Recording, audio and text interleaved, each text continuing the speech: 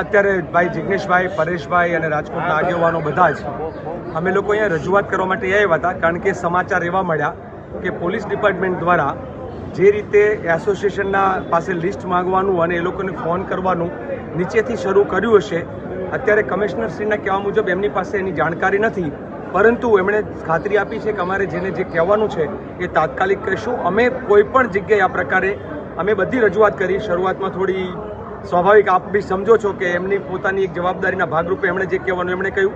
અમારું બહુ જ ક્લિયર આ વખતે લાઈન છે કે સંપૂર્ણ પ્રોટેસ્ટ જે છે એ સ્વયંભૂ રાજકોટ બંધનો કોલ છે.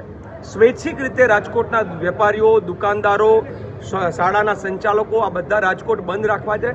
આવતીકાલનો દિવસ છે એ માનવતાના ધોરણે રાજકોટને બંધ રાખવાનો આ કાર્યક્રમ છે. એટલે આમાં પોલીસ તંત્ર અને કોંગ્રેસના કાર્યકર્તાઓ સામસામા આવે અને આખી જે મૂળ વાત જે છે ન્યાયની લડાઈ, આ ન્યાયની લડાઈ જે છે એ રાજ્ય સત્તા સામેની છે કે રાજ્ય સત્તા જેને છાવરે છે, આપણા રાજ્યના શાસકો જેને છાવરે છે એ ન છાવરે એના માટેની આ લડાઈ છે, પીડિતોના ન્યાયની લડાઈ છે.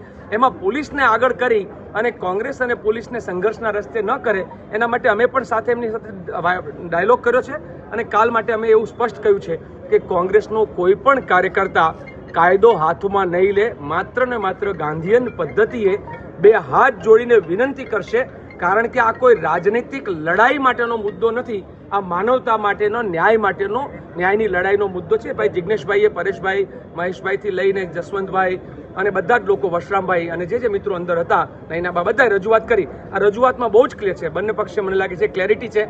આપણે આશા રાખીએ કે કાલનું રાજકોટ બંધ એ શાંતિપૂર્ણ હોય, જ્યાં ગાંધીને શિક્ષા અને દીક્ષા મળી છે એ ગાંધીને શોભે એવો કાલનું બંધ રહેશે.